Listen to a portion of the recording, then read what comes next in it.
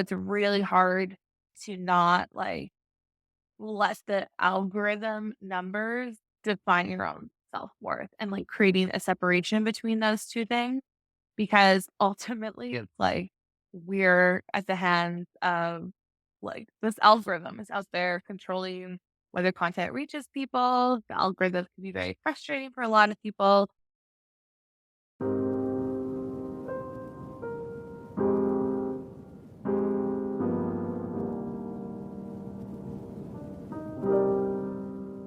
Welcome to Actualize, a podcast focused on the intersection of performance, ambition, and mental health. I'm your host, Rob Pintwala.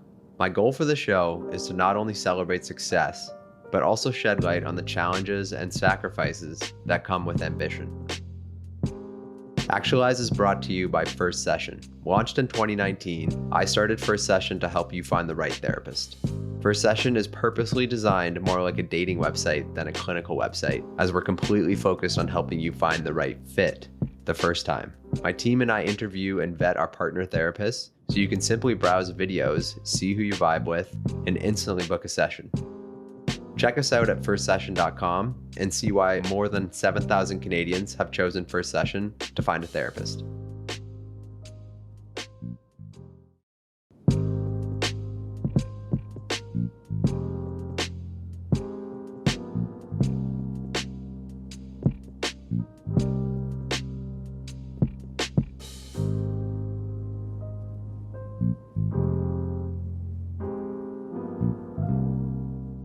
Today's episode is with Taylor Loren. Taylor is a creator and social media educator who shares about the intersection of marketing and mental health.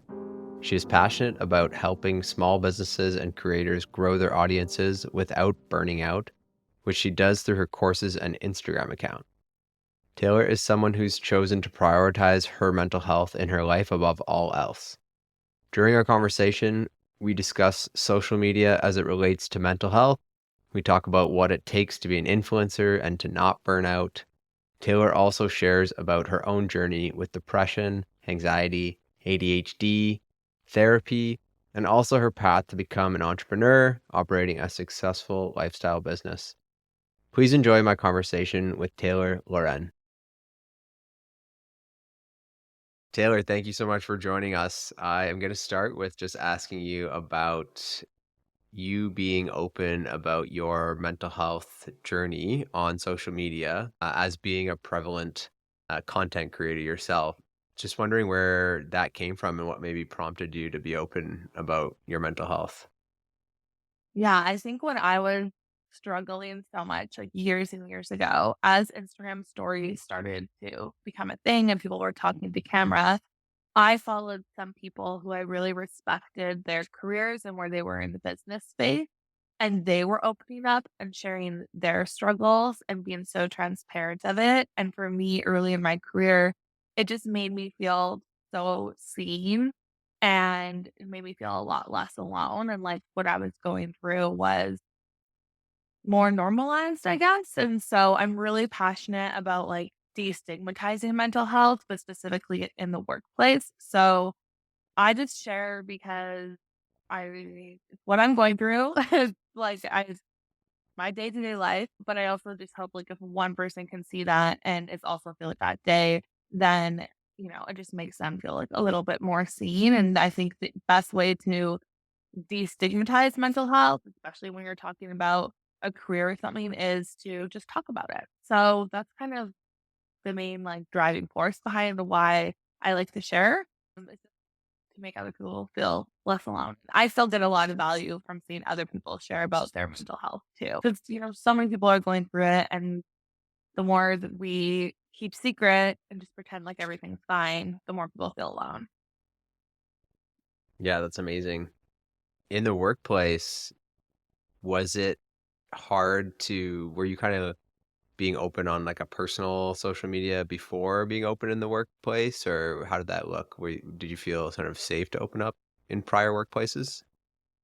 Yeah, I think I didn't feel safe when I was in like lower level junior position. But as my career grew, when I was in leadership roles, I really used that to be honest with my team so they felt like they could be honest back. And so, if I was taking a mental health day because I was really anxious or something, I would just say, like, I'm taking a mental health day. And I think as a leader, you saying that then give permission for other people to do the same thing instead of having to like lie and be like, I have a stomach ache, I'm sick.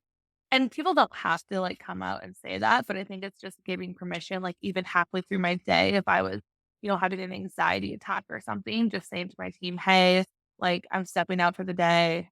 I'm feeling really anxious. Like I'll be back on earlier tomorrow or whatever. So I think when I became in those leadership roles is really when I started being like more vocal just to help my team feel comfortable that like they could just be themselves at work. And if they were struggling with their mental health, that they could talk to me about it. If they needed, adjustments for their work or whatever. Yeah, yeah. Maybe it's a good time to give an overview of your career journey up until now and how that's looked, just so everyone's up to speed. Yeah. So my career has been, like everyone's, it changes over time. So for the majority of my career, I was in marketing roles, leading up to being content marketing director at Later, which is an Instagram scheduling platform. Most of my marketing experience has actually been in like B2B SaaS tech companies that built social media products. So I've always worked very closely with social and I've seen firsthand like having a customer base of social media managers, like how important mental health is to them as well.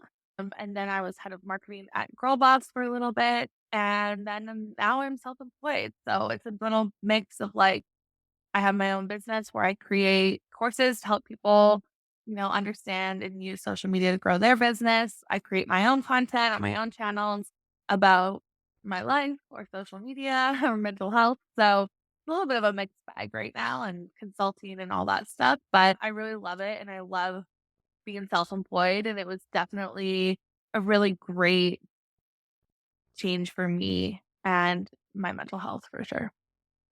Yeah, yeah. No, it sounds like ambition is something that's inherent in your life. How long did it take you to back to what you mentioned around not necessarily feeling safe to be open about your mental health struggles when before you were in a leadership role?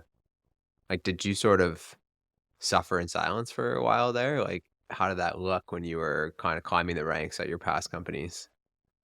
Yes, for sure. I think I wasn't even super self-aware enough to really even realize what I was struggling with, in my early 20s, which was like over a decade ago now.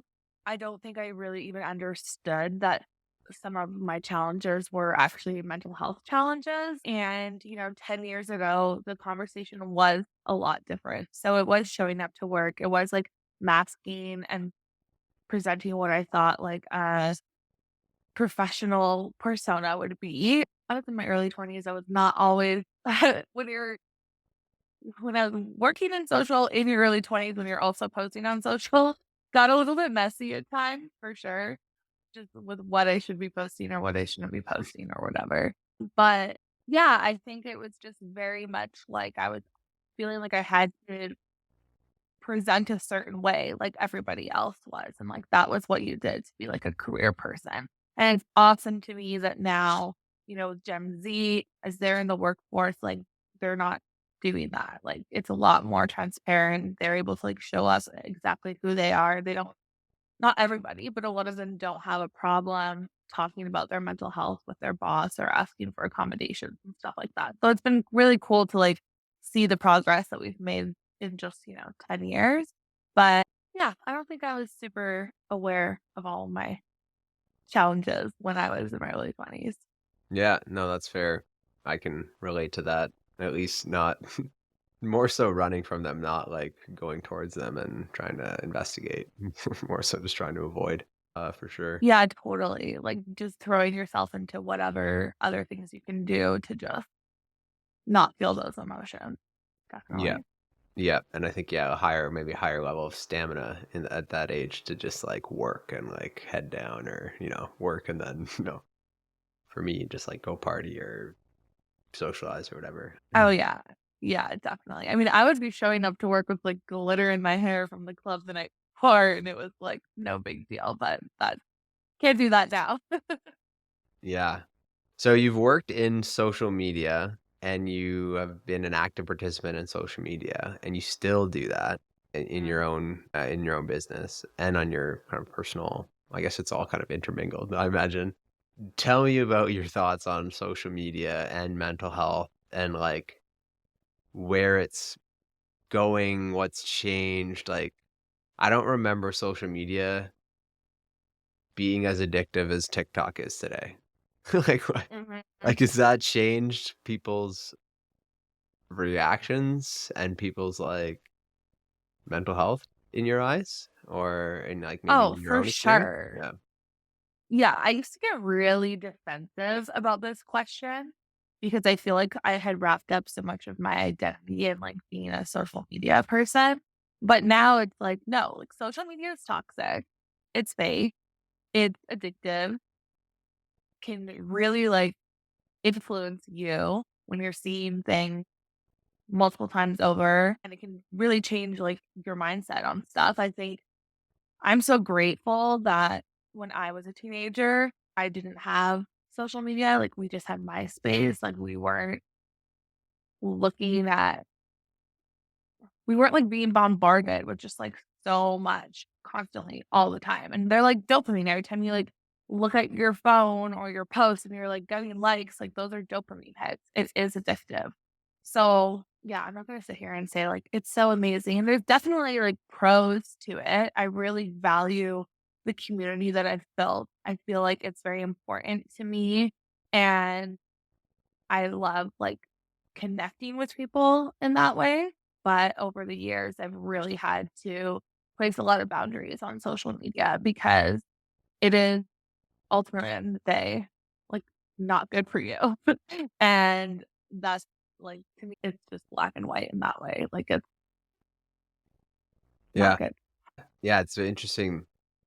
Yeah, 2 things, like the boundary setting, but also just, like, understanding that it's not necessarily good for you, but still like, you must have been you said you used to really be defensive around, the adverse effects perhaps of social media.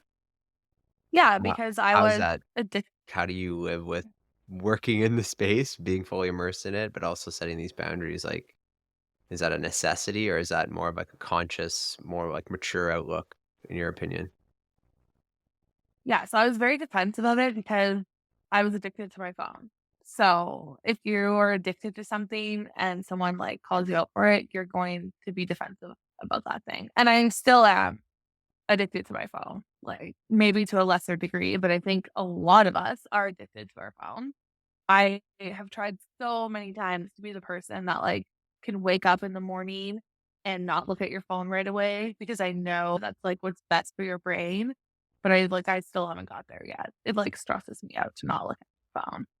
So, yeah, I think that, like, also with the algorithm, so when we're looking at, the Reels algorithm or the TikTok algorithm, how those are I mean, this started with the YouTube algorithm, like, how those algorithms are just you watch one video, you like it or comment it, or even just, watching. You don't even have to interact on videos, but the algorithms are timing, like the algorithms are keeping track of how long you're watching something before you scroll away, even if you, like, don't like or comment on it. And then it will just continue to keep serving you that content. It's so personalized. I think that's what makes it so addictive, but can also be really harmful too if you just watch one video. Like a good example of this is like I had like never really thought about my chin before. And then was watching some TikTok and then some girl I followed, like, got a chin implant and chin lipo, and so then those thoughts start, like, going to my head. Then I'm seeing content about, like, chin filler. I get chin filler now, and I'm just constantly served all of this content about chins, and so something that I had never really thought of before, was never an insecurity of mine, has now become, like, one of my biggest insecurities and something that I am so conscious of all the time. And that, like, wasn't there before I saw that content on TikTok, and it was continually being served to me, you know? So I think that's Oh, an example of how, like, it can really influence you even if you're trying to not be influenced by something. wow, that's yeah, that's a very real story, yeah. I comes to me is, like, do you ever feel almost did you or do you ever feel sort of, like, almost trapped by your line of work? Like, if you have a bad experience with social media and maybe you have a realization or, like, a renewed understanding of, "Oh, it got me again," or something like that, but then you're like, you gotta go to work and your clients are just doing this all day and, like, part of does it feel like how do you keep that kind of authentic and, like, true to yourself? Yeah, I definitely feel trapped a lot. When I'm in my, like, darkest days, if I'm going through, like, a depression low for a couple months, like, I'll literally be like, I know enough now that I'm like, "Okay, I'm not gonna be on social media," and I will take weeks off, but then I'm like, "What can I do?" Like, I'm trapped. Any Even if I didn't want to post on social media, because I like connecting with my audience, but, like, from a work perspective, any other job that I would wanna do, I need to use marketing to promote that job, you know? Like, if I created, like, a B&B, like, I'm gonna need to market that on social media. I'm gonna still need to, like, know what's happening in social media and be on social media. So, trying to, like, picture a world without it is very difficult. If honestly, if it was something that was, like, very, very negatively affecting me and I needed to do that, I would find a way. But, yeah, when I'm in a darker place, I do feel trapped a little bit. But I think for me, the biggest change that I've done in the last couple of years is really, like, not putting social media as the number one thing. So, that can be hard as a creator because to be a successful creator, you have to be, like, posting all the time. Consistency is a huge thing. And where I'm at now, like, I just prioritize my mental health over being consistent or posting. So, if I am not feeling like it, I won't post on stories for a couple days, and then I'll come back, and it's not the end of the world. And I really encourage, like, other businesses and people to do that too. Like, you have to put your mental health first, and it's not like, posting every single day is not worth, like, if it's gonna affect you negatively. And so I take also, like, weeks off of social media if I'm in, like, a low place because it's just, like, I can't it feels, like, forced to show up. And it's interesting how, like, I would love to somehow show, like, what a real day being depressed will look like, but, of course, I don't have the energy to create content about a real depressed day because you're really depressed, like, that's just I'm just sitting in my bed, like, Yeah. I'm not thinking about content and stuff like that. So, Mm. yeah, I think the biggest thing for me to round out your question is just, like, really sticking to my gut and not prioritizing social, like, over my own mental health. Yeah. No, that's a great leading by example. I find that is if it's that's the sort of trade-off every time, you know, like algorithm or mental health, it's like Yeah. who's getting the reward? Yeah.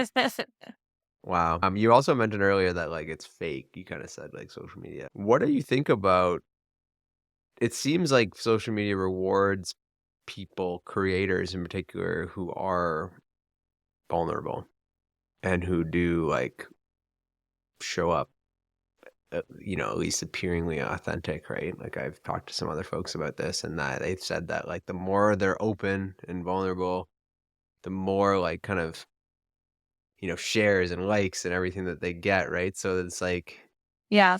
have you found yourself in a place where you've gone too far on the vulnerability side and, like, it's like do you ever feel, like, tempted by that because people kind of embrace it, but then you have, like, this backlash of, like, someone was telling me about a post that went viral that, like, was about their breakup, and then they started it went so viral that it went to all these people that they didn't know, and weren't following them, and then they were just getting the worst comments, and, like, they had to really block that out, but, I know some people can't necessarily block that out so easily. Like, has that happened Yeah. to you? I think that it's so hard. right? And I definitely don't like commodify my struggles for like clickbait or likes or engagement. I do get self-conscious a lot of time. Like, are people thinking that I'm like showing myself crying in a story? Like, do they think it's because I'm just like wanting engagement or something like that? Like, I definitely think about that and get self-conscious about it sometimes. And it's really like, it's really hard to balance between, being authentic, like, that's a word we hear so much, but then also not wanting to, like, thrive for engagement or something like that?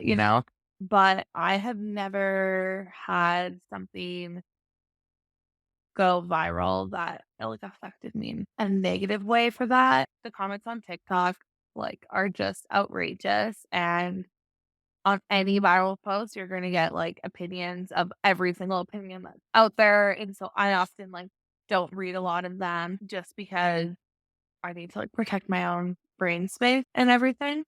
But yeah, it's hard, but is even as, like, authentic as somebody is on social media, it's still not the full truth and the full story. People might be vulnerable about, like, certain aspects of their life, but they're not, like, coming out and being vulnerable about every aspect, I don't think. At least I'm not. Like, one area that I don't talk about online is, like, my marriage, and, like, I just we could be going through a rough patch or something because of one of us is struggling with our mental health, and, like, I don't, like, allude to that. I don't, like, talk about that on social media, and then it's, like, hard because then you're like, "I don't want it to be, like, this picture that we're, like, this picture perfect couple because 'cause we're just, a normal couple," but at the same time, it's like, I don't wanna ever invite any, like, negativity or gossip or comments, like, about my marriage because that's, like, the most important thing to me. So, I tend to just share more of my own stuff versus things that include someone else. But yeah, I think there's people out there that definitely kind of do milk it a little bit, but I'm just going to choose to like think that people aren't doing it for that reason because the way it's an easier way to look at the world. Yeah, yeah. When did you sort of consider yourself as more of like an individual content creator or like influencer, if that's that you'd kind of identify with? Like, was it Yeah. very gradual for you to kind of amass this kind of community, or was it around a certain period of time? Yeah, I would say it's been over like about the last 10 years. So while I was working at one of my tech jobs, I quit and I went on like a road trip down to Mexico and back with my best friend. And along the way, this was in 2014. So Instagram was so different then, and people were just posting like photos of your coffee and a donut with like a Valencia filter on top. They weren't like sharing places and restaurants and stuff like that.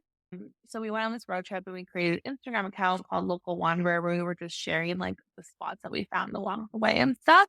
And by the time that we came back from our trip, we had 28,000 followers on Instagram, which was so much back then. And so that was kind of like me doing work for quite a few years, really as the beginning of the influencer space, like before there was even that word to define it. And like the only brand working in that space was like Daniel Wellington. And if you got gifted a Daniel Wellington watch, you'd like made it. Because that time it was all about bloggers. So I guess I've kind of been like maybe self-identifying in that space since 2014. But for my, like, own personal self, that would have been near probably, like, around when I reached 10,000 followers on Instagram. So I was, like, the face of the brand that I worked for at later, and so I, got a lot of followers because people were really engaged in, like, the content that we were putting out at later, like, to see the, the behind the scenes of us, building the startup through my lens. So, yeah, and then it's just kind of grown, and as I grow as a human, so does, like, my content and change and stuff like that, but yeah, I think I've been in the influencer space from the very beginning. Yeah, yeah. And so are you So you're advising businesses, and are you also working with other influencers or acting as a bridge between businesses and influencers? Or yeah, tell us more Yeah, about. I've worked on the influencer marketing side of brand, like, doing campaigns, gifting, all of that stuff. I don't like officially consult with other creators right now on their strategy, but I have a lot of creators that purchase like my learning products and my courses and stuff like that. So like I have a course called the Reels course. So a lot of creators are like, hey, I have to learn Reels now. So they'll like purchase my courses for their students. But I love, like, just talking with my other creator friends. I'm a bit of a, like, stage mom, like, content mom. Like, I love just, like, talking with people and, like, giving them ideas of things to do with their content and all of that. So, Yeah.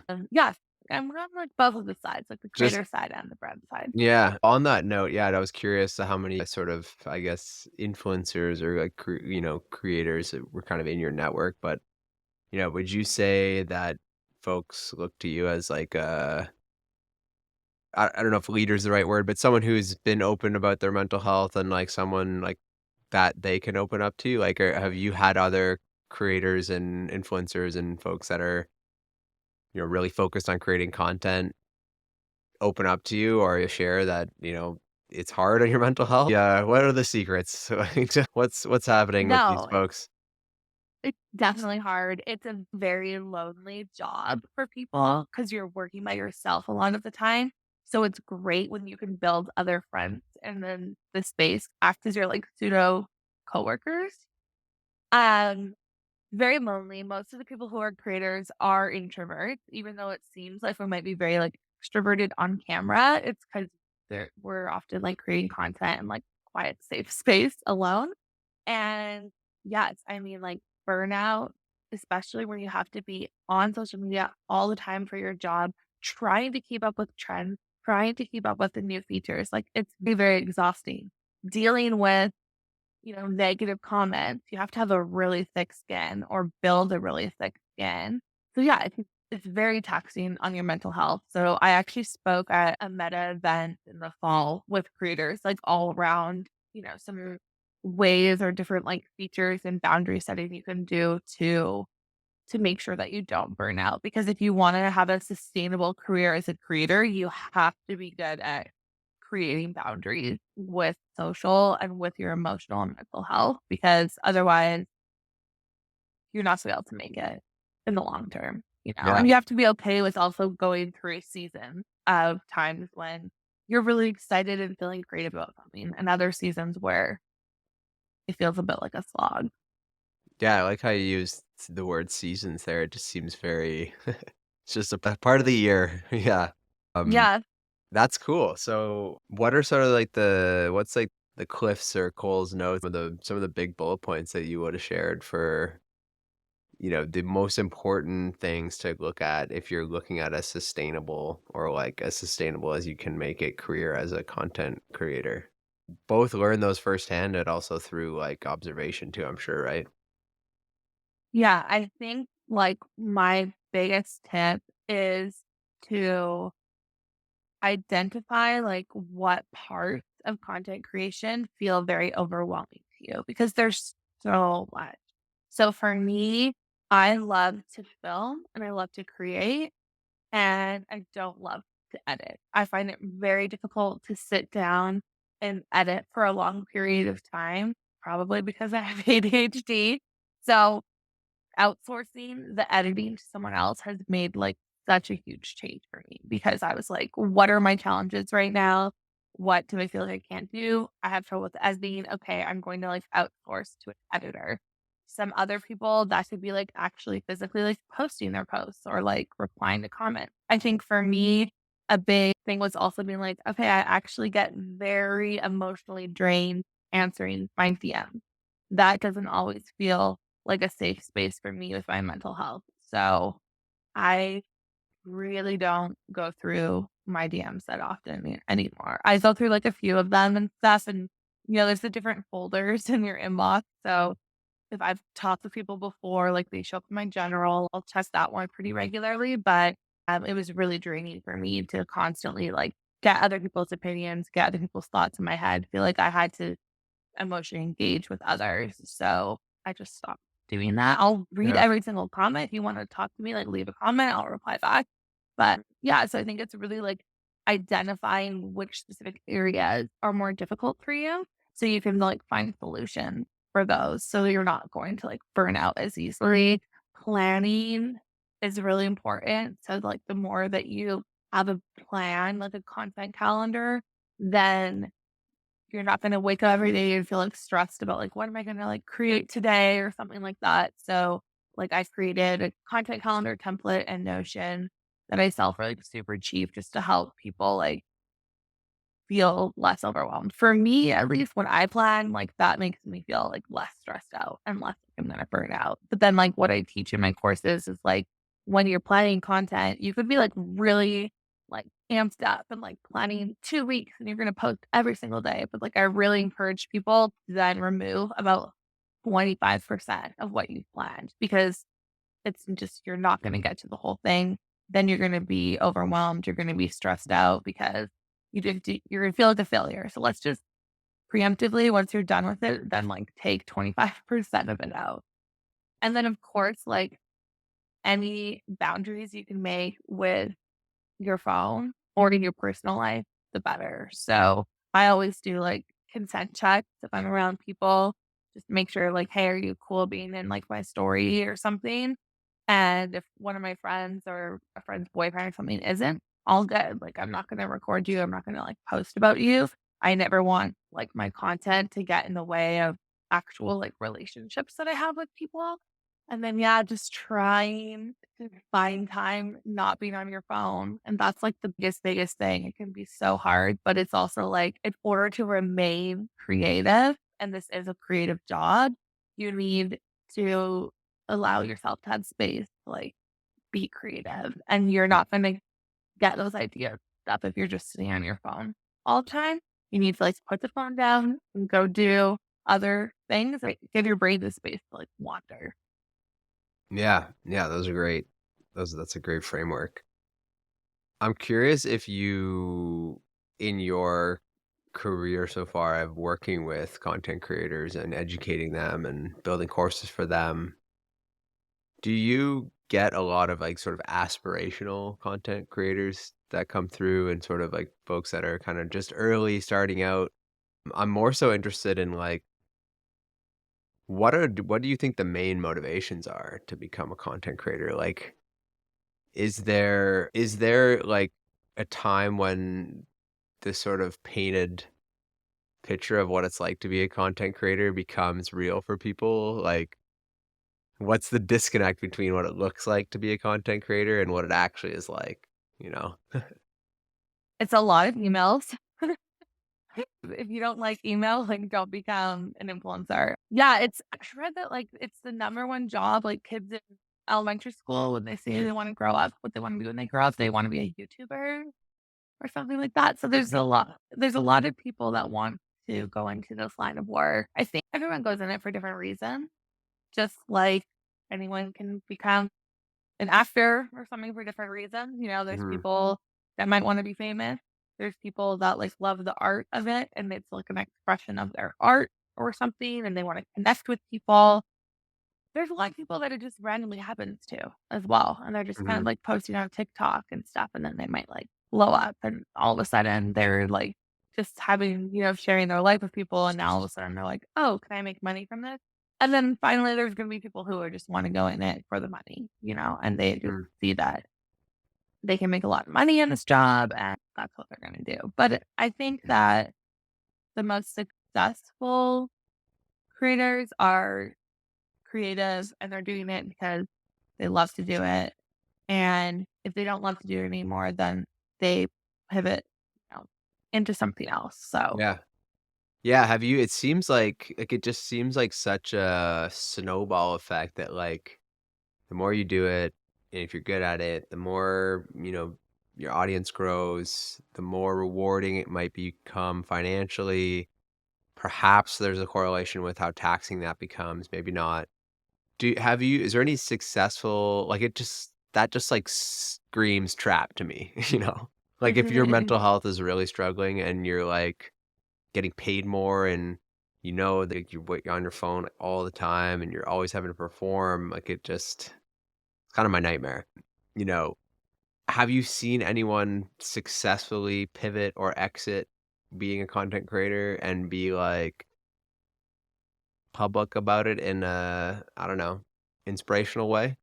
Is there any examples that come to mind? Yeah, for sure. There is this little bit of a trend of like the influencing happening right now. And I think there are definitely a lot of people who are pivoting. So, like, from a big macro level, like Emma Chamberlain, who was, so successful on YouTube and posted vlogs multiple times a week for years and years. It's too much for her. So she like barely posts on YouTube anymore. And I miss her on YouTube, but she started her podcast instead because she could still stay connected with her fans and her community. But to her, it was like, I can just get in my bed and I can talk on the microphone and I'm not spending like, you know, an entire week editing a video that because she has, her it's too hard for her because she like likes to edit all her own videos and stuff. Lee Tilgman, her Instagram handle is like Lee from America.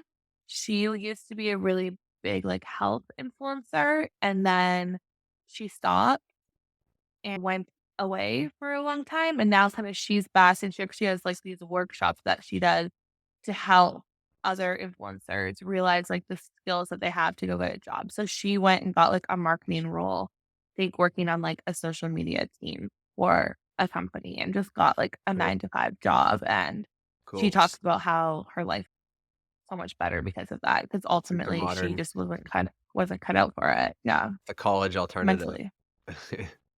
these days. Yeah, that's Yeah, cool. totally. Yeah.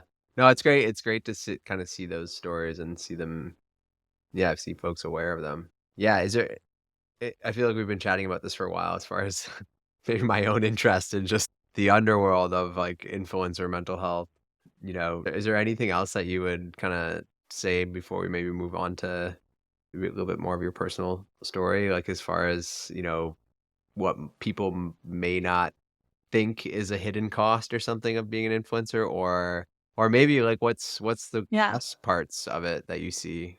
I think one of the biggest hidden costs is it's very difficult to separate your own personal self-worth from that of your content. So if your content is kind of flopping or you post one video and it does really well, you're instantly like going to feel like happy from that, right? And if post you post it and doesn't perform so well, you're not gonna feel that great. And so it's really hard to not like let the algorithm numbers define your own self-worth and like creating a separation between those two things because ultimately it's like we're at the hands of like this algorithm is out there controlling whether content reaches people. The algorithm can be very frustrating for a lot of people. And so it's just important to not like think that because your videos are getting less views or something like that, that means like people don't like you or something like that. So I think that is really like a very hidden cost and something that a lot of people struggle with. One of the best part is for me just having like a flexible schedule and being fully in control of my own schedule. It has been very good for me as my mental health goes up and down. I can really, this year I took, I don't know, it's almost 6 months off pretty much of work because I needed to. I was very like in an unhealthy space and I had the flexibility to do that. If I was still in my corporate job, I wouldn't. But then there's like hard things about that too, right? Because then you have to Mhm. be like self motivated to work and not, have the structure and everything. But for me, the best part is definitely like the flexibility because I think that really allows me to prioritize my mental health above everything. I've learned like if I'm not doing that in my life, then everything else falls apart. And I'm not gonna be able to work if I'm not doing that first. So, just even being able to take days off when I need to or work half days or just have the flexibility to, like, go see my friends or family if I need to is, like, really great for me. Yeah, yeah.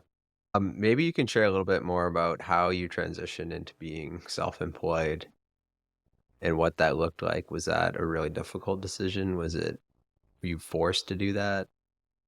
Yeah, so I was working at Later, and I had been working there for, like, 5.5 years.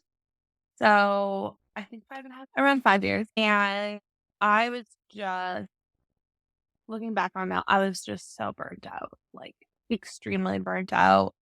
I was having a very difficult time controlling my emotions, managing my emotions. It just felt like I was on this roller coaster.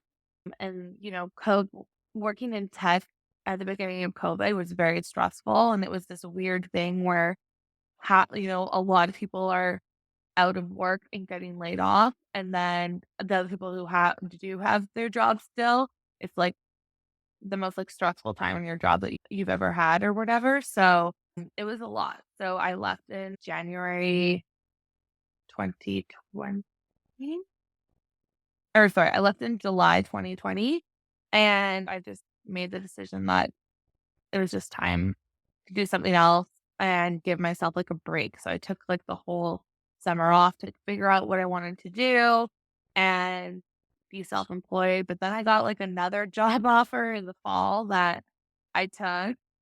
And then finally, like in June of 2021, I left that role and I was really like, okay, I want to try and do my own thing. Like, I think that's best for me. And let's try this again. So it's like I tried to be self employed, got tempted with another job, and tried it again. And yeah, learned a lot through that process. But I'm really happy that I did take that leap and take that chance on myself because I don't ever wanna go back. I mean, you never say never, but I just really can't see myself a corporate job again. And even where my business is at, like, I'm not trying to grow my account to, like, hundreds of thousands of followers. I'm not trying to, like, have, like, $5 million business. I really just want to have a good, like, lifestyle income to, like, live the life that I want and not have pressure to, like, be growing all the time because I don't want to have, like, a huge team and huge responsibility because, like, the more you grow, like, the more stressful it is, and, like, when my husband and I are looking at moving, we're really looking at, like, where can we have, like, a more affordable cost of living so that I don't feel all this pressure to be making so much money so that my mental health is better and I'm not as burned out all the time. So it's like more money, more stress, more problems, like, in business a lot of the time, so I hear that. Yeah, that's amazing. Yeah, it sounds like you're really taking priorities into context and yeah, getting out of the I'm rat race trying. to some extent. Yeah, all these big cities are very expensive now. And so on your entrepreneurial journey, like it sounds like a part of that was motivated by your mental health. I'm curious how you've kind of referenced your mental health several times and you've referenced sort of that it like is almost like cyclical or maybe seasonal as you've alluded to with the other with influencer, this the seasonal aspect of that. Like how do you like do you view your mental health as sort of this like fluid thing that kind of comes and goes and you're kind of it's not necessarily something you view as being able to like conquer, it doesn't sound like it, tell me how you kind of view it as being part of your life and your health. I think I'm still very much in my anxiety, my depression is very much, like, cyclical. Like, I feel like there's good times, there's bad times. It's been frustrating as I started on antidepressants about a year ago, and it was so amazing. It was so great, and I was like, "My life is cured forever."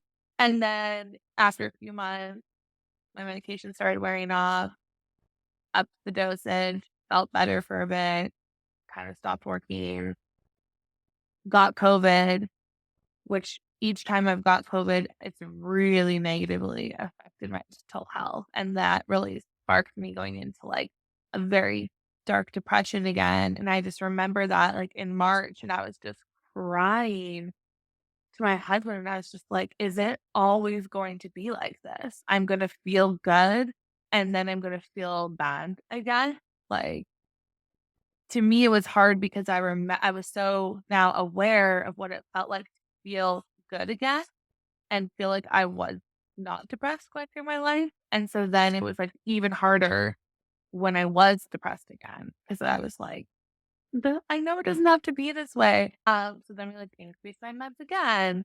And then it was like, okay, this is all going really well. But then it was like, I think that I have ADHD because I'm still really struggling in a lot of these areas, getting the ADHD diagnosis, now trying those medications. So I think I'm trying to come to terms with the fact that it is always going to be like an evolving cyclical thing. It's really important that I remind myself that like medications can be great and help, but they can't be like the only thing. There's no like magical pill that like solves everything. So I need to do work on my end with behavioral changes or like awareness and do like other things to manage it as well. Cause I think I was in that mindset for a little bit after I started medication where I was like, oh, that's great. Magic pill and fix. But then it wasn't all the other stuff that I still need to be doing. And that's, that's as simple as like meditating, working out, drinking water, like all of those things. So yeah, I'm trying to get at peace with the fact that it's like always going to be changing, but I definitely am always striving to be like, how can I optimize my life to make me like the most emotionally stable that I can be? Cause yeah, Yeah. when I think about having kids and, like, being a mom, I really, like that's, I guess, my motivation for trying to, like, get all of this stuff under control because that worries me, and I don't wanna be like a I would like to be, like, a very, like, constant and consistent have consistency in my kid's life, and I sometimes do really worry about what that will look like when I have kids one day. Yeah. Well, you're definitely not alone there.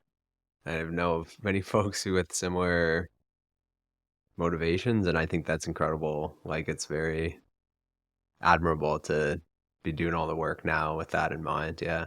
I've felt a similar almost like guilt where not even guilt might not be the right word, but when you feel when I was quite depressed when I was in university, I knew like all the circumstances in my life seemed great, right? I'm like, I'm being financially supported by my parents and like I'm in this really fun city and I'm alone and I have all this is my time to have fun, but I felt like shit. And I'm nothing like was fitting together. And I'm like, okay, there's almost like I felt guilt for like wasting this time that should have been the best time of my life being depressed, but I knew that I was completely out of control because I'd been there for a while and I was trying to get out of it, and I was like, "This is like, I don't know what to do anymore." Like, I was like, yeah, exercising and whatever, and, probably Yeah. drinking too much and those types of things, probably doing too much, weed or whatever. But yeah, it's, like, when you first started taking the antidepressants and you got that kind of initial boost, like, it must have been easy to think that it was the silver bullet, right? It's like, who would Right. felt that great? It's almost, like, unfair that it's like you felt that way. I'm sure you thought that, right? That's difficult. I haven't had too many conversations with folks about their medication, but I know it's evolving, and some of my family members have been, you know, battling with the dosage and maybe their medication got switched on them and they sent them, down a different path that they wanted to go. And yeah, so let's talk a little bit about the transition from you're doing the SSRIs on antidepressants and then you thought you had ADHD. I can relate because I believe we went to the same ADHD clinic. I also got diagnosed Yes. with ADHD recently, which has made a lot of sense for me in terms of how I behave. I'm currently drinking a coffee. That's generally how I medicate myself. It's just tons of caffeine. But how did that look for you? So, like, did you start noticing more of like the ADHD stuff later in your life, like more recently, or did it just kind of become uncovered when you became more aware of where it might have been coming from? Yeah, it's such a, like, trope, but it was because of TikTok. Yeah. And seeing so much ADHD stuff on TikTok, and realizing like, oh, a lot like me. And, doing some research and finding out that like women, especially like my age, were like so underdiagnosed because so many of the research into ADHD, especially, back in the day when I was growing up, was on how symptoms present in boys and it wasn't there for girls. So a lot of women went undiagnosed like their whole lives. And I remember I was watching this video from a doctor and he was saying oftentimes if a mom will bring her kid in to like get assessed or whatever. And then the doctor's talking to the mom and trying to think like, oh, where does this like come from? And then the mom ends up like getting diagnosed when she's like bringing her kid in. So yeah, so I was, watching lots of TikToks and and once I was on my antidepressants, realizing that like some of the issues that I thought were because of my depression, like realizing maybe these aren't actually like depression things, or even just realizing like so many things that I do that are actually like ADHD symptoms. So I was diagnosed with like both inattention and hyperactivity. And that was so validating for me because suddenly I was like, oh my gosh, all these things that I thought were just like me as a failure, as a human, it's actually just like my brain working differently. And little things like picking or like fidgeting, like I would be doing that all the time. And so, when you're going to assess, like they ask you about your childhood. And it's wild to me to think of like all the different things I was doing as a kid and just masking it or learning to, make it a positive instead of a negative. But yeah, I went 33 years of my life without getting diagnosed. And then just getting the diagnosis and talking with the doctor about everything it was just so validating to me. I was just like, okay, these are I'm not a failure, basically. My brain is just different. Yeah, yeah, I hear that. My counselor actually recommended I get diagnosed. Like, I was 32 when I got diagnosed, so Yeah. gave me a lot of clarity into how my brain works and mostly just a talking point to convince my wife that that's just me. That's not my issue. I I know, but can't function well around the house.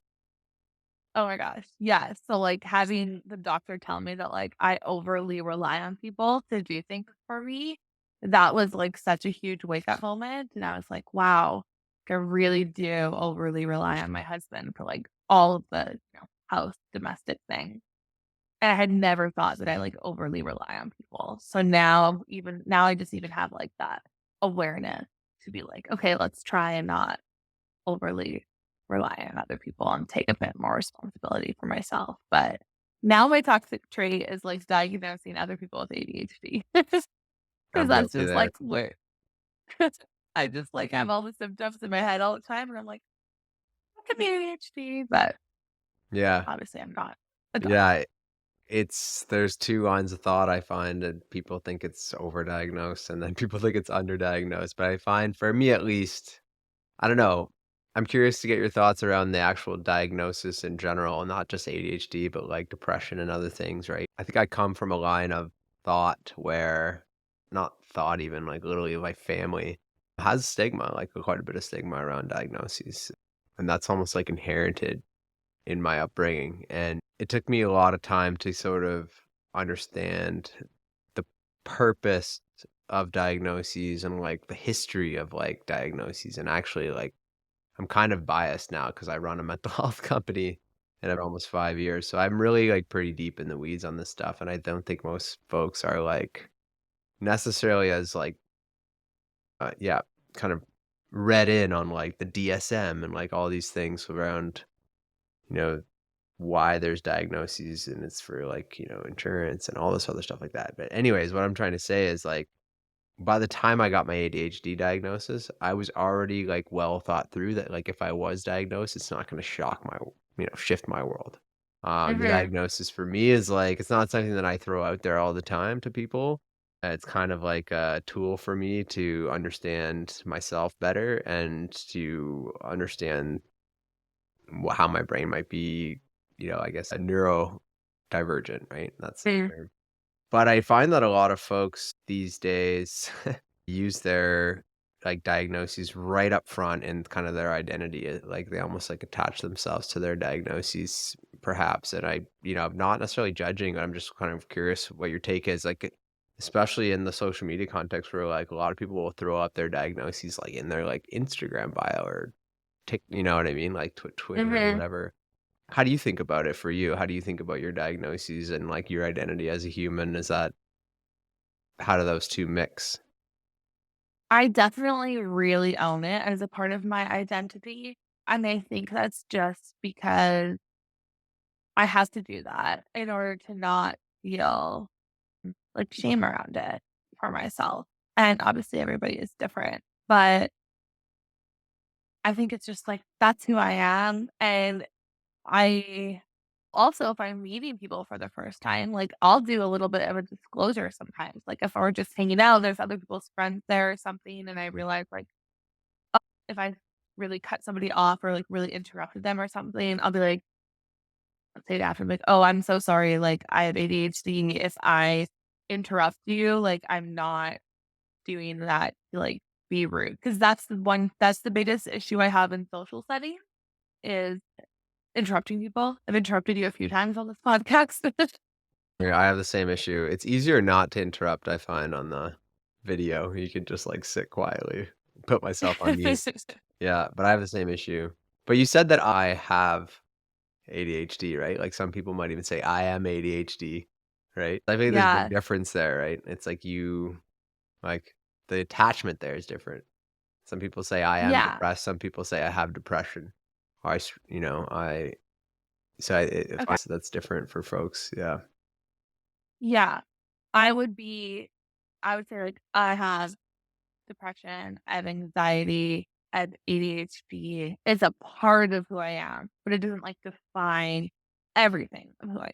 But if you wanna get to know me, it's important to understand those things because, like, my friends are very familiar with my anxiety and depression and, I guess, my ADHD too, because they'll know, like, Taylor's dropped off the face of the earth. She's not texting anybody back.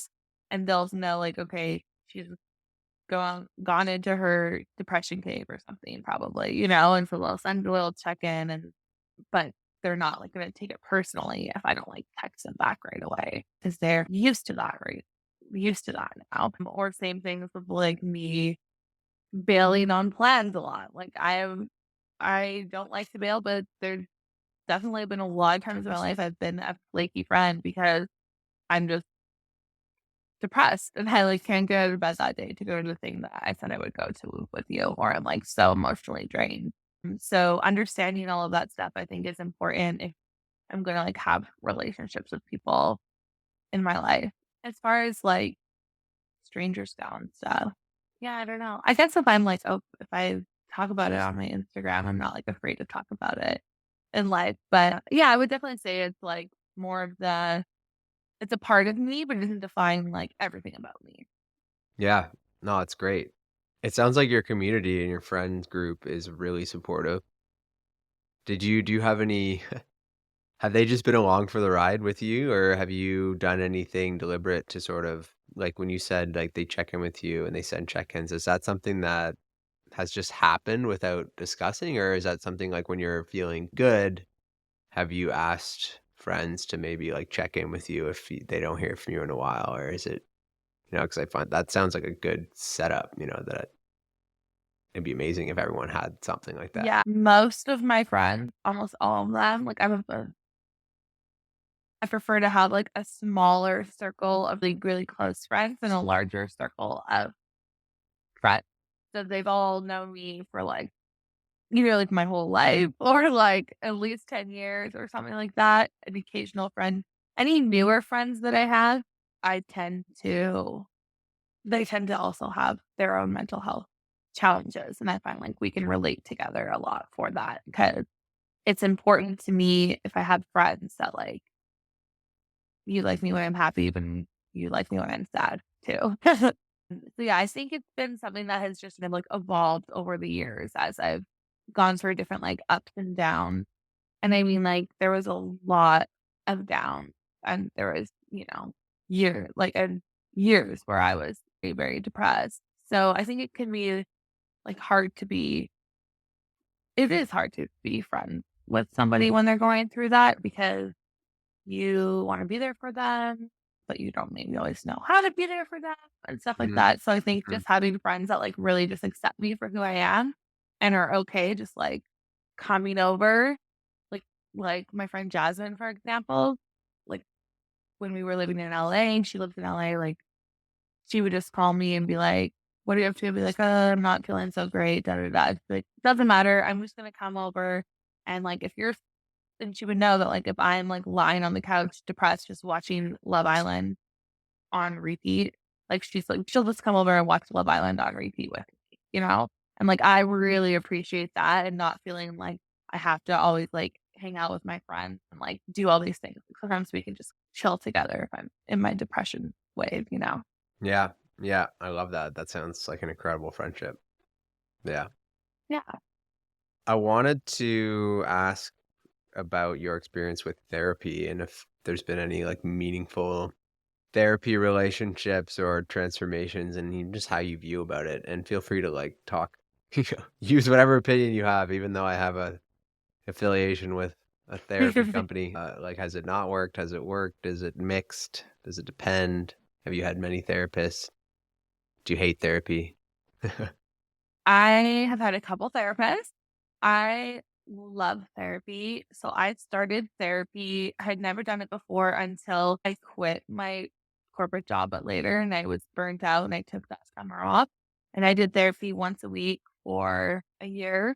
And I used to not be able to talk about any of my childhood trauma, like at all, like barely even with my husband.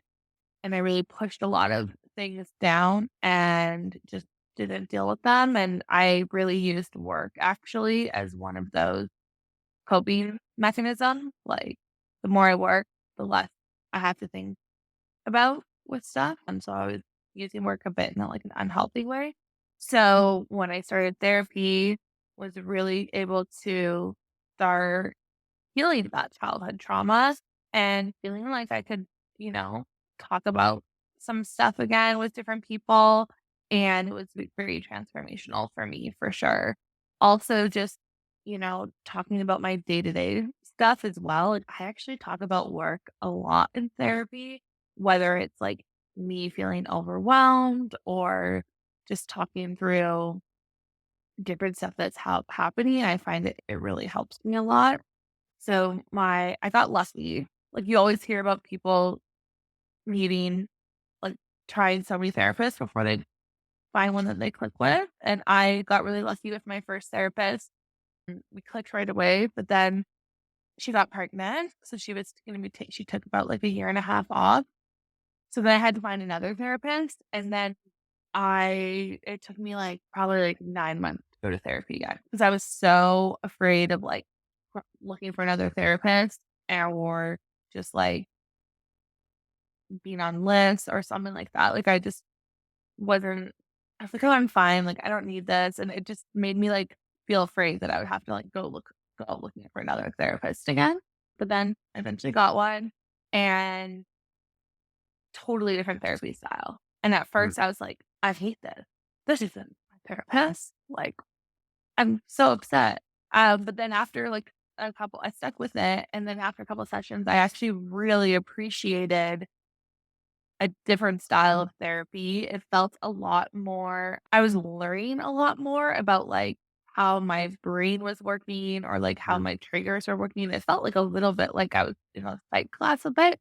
And I mhm, realized that was like really helpful for me to like learn about, my like window of tolerance or like different like words to describe my emotions and all of this different stuff. And then that therapist got pregnant but it worked out because by the time she went on mat leave, then my other therapist was so I'm back with her now. mhm. But I think it's also like interesting to try out different therapists and try different therapy styles because I can get a lot from both of them. And my husband and I are starting couples therapy next week. So that's going to be a whole new forte for us Right. because he does individual therapy he did group therapy with his brothers, and then now we're gonna be doing couples therapy together.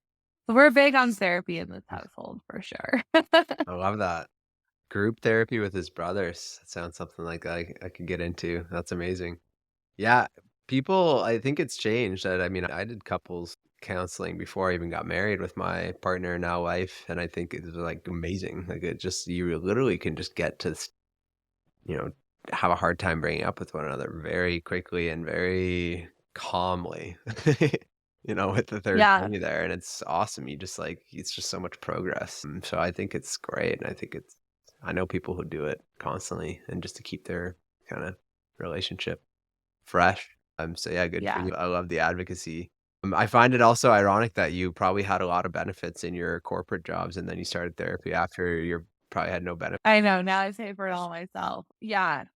I just I was just in this space where I don't know, it felt scary to me to start because it would be talking about, stuff that I knew I didn't wanna talk about or think about. I think that was a lot of my hesitancy with going and finding a second therapist as well, was being like, "I don't wanna revisit all of these, like, past traumas and talk about them again with somebody new."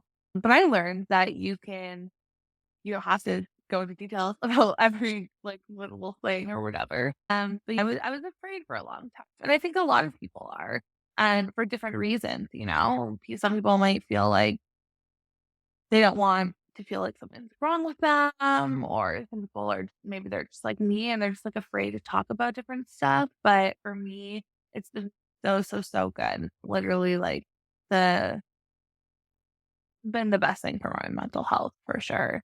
And just also for my relationships with different people and starting to heal and realizing that like you really don't have to be defined by different things that have happened in your life and that you can, move on from them and grow from them. And yeah, I'm a big advocate of it for sure.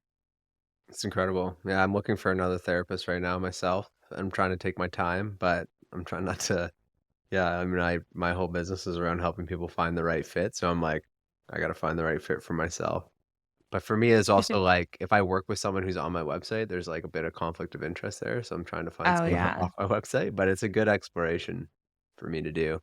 Yeah, and I also just moved, so, but I did therapy for almost 2 years, up until the end of last year, took a bit of a break, and I'm like, "Alright, ready to go again." Yeah, it's great. It's just having the time set aside for, like, you, right? There's, like so you got an hour or whatever, and you're just gonna focus on trying to get your life, to a better place, or your relationships, or just giving you time to process what's going on in your life, so, yeah, I Yeah. And like it also all. seeing like the longer you stick with someone too, like in my therapy 2 days ago, I was talking with someone, she was like, "Taylor, I just want to point out that this is really positive growth from you." And like something that I didn't even clock or realize. And she was like, this isn't how you used to respond to situations like this. You would really like, XYZ. And she's like, but you're not doing that anymore. Like, this is really good. I don't know if you don't realize that, but like, this is like very healthy. And I was like, oh, okay. I didn't notice that at all. So it's like that it can help, sometimes give you a little bit of a gold star for things that behaviors that you don't even really realize that you're changing or improving or growing in. And for someone to be like watching along the way and being able to like acknowledge, like, hey, like proud of you for great That's the too. best. That's the best. What a great way to get affirmations like that.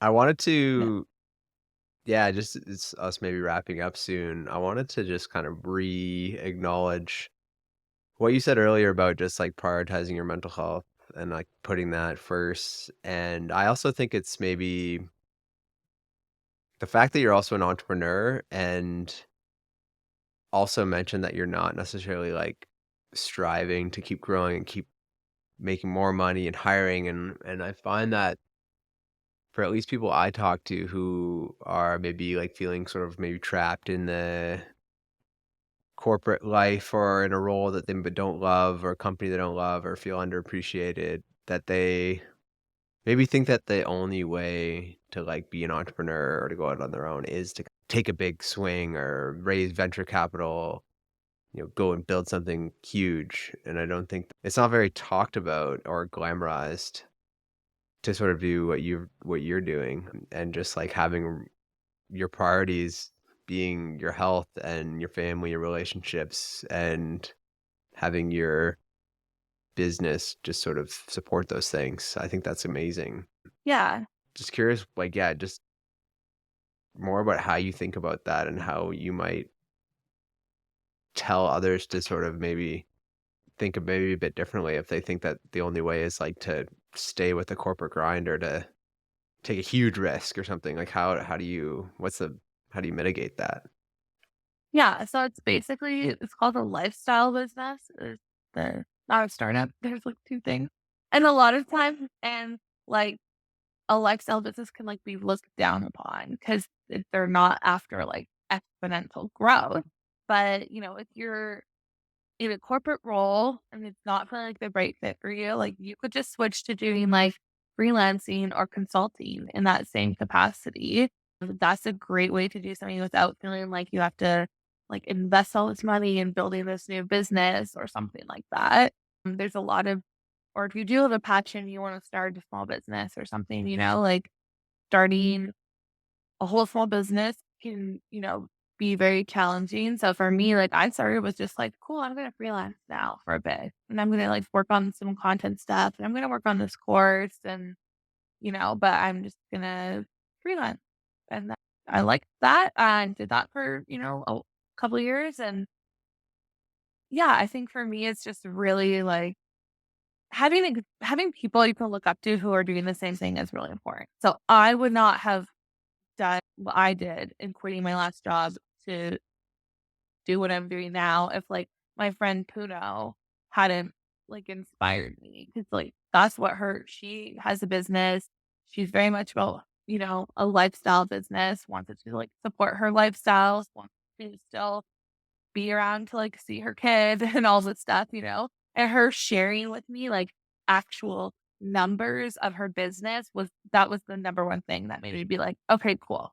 I can go do this now. I'm gonna be making more money than I am in my corporate job, but I'm also not gonna be, like, as stressed out," which was the number one thing that I wanted, and I'm probably not gonna have to work as many hours, so that seems like a better life for me. So I think, like, if you can find people and have those conversations with friends or whatever. Like, even until you see it for yourself, you might not even think like, "Oh, that's an option." But I have other course creator friends who make millions and millions of dollars off of their courses, but they have teams of like 25 people. And I do not like being a manager. I don't think I'm that great at it, even though that was my career for a long time. Like, I don't like to be responsible for a lot of people's happiness at work. And I just want to have like for super small team and yeah, like and not have to work as much. Like that sounds like such a privileged thing, but it's like in the corporate 9 to 5 world, like it's very much like you're 40 hours a week, you're 50, you're 55 hours. And like I've realized that like I don't have to sit at a computer for 8 hours a day. Like, I'm way more productive if I'm working shorter days or working from my phone or having, like, a creative day or things like that. You can get just as much, like, work done or really, like, make similar money without having to work as much, like, 8 hours a day at a computer. Like, I can't handle that anymore. I love it. Yeah, that's incredible. Maybe just one more thing, like if anyone is considering consulting or freelancing or starting that while they're like, would you recommend doing that when they're in their job? Or like, how would you test the waters? How would you recommend testing the waters if you're still in a corporate job?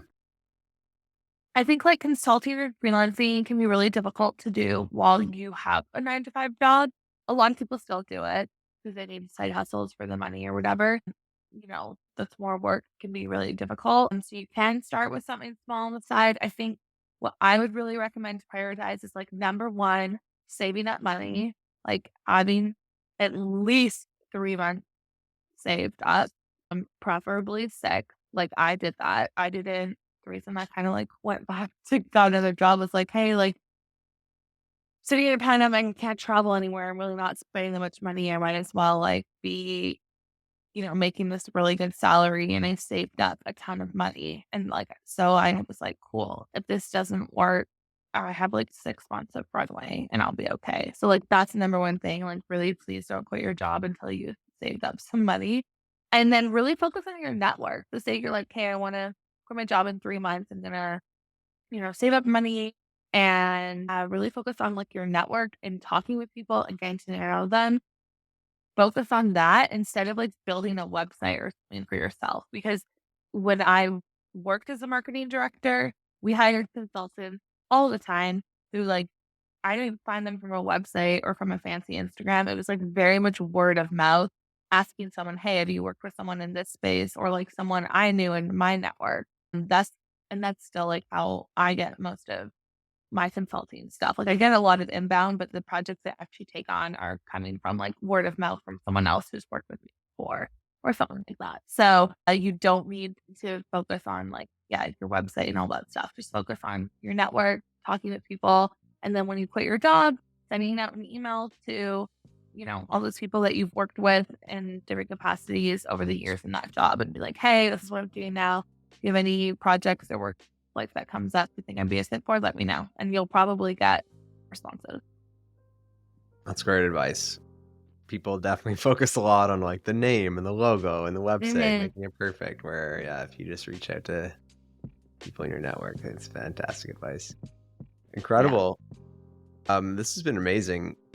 Where can everyone find your content, your courses, and everything else if they want to follow along?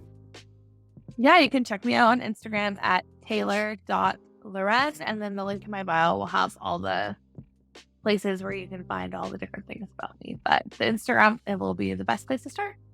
Incredible. Okay, Taylor, thank you so much for joining and have an excellent rest of your day. Thanks so much, Rob. It was awesome.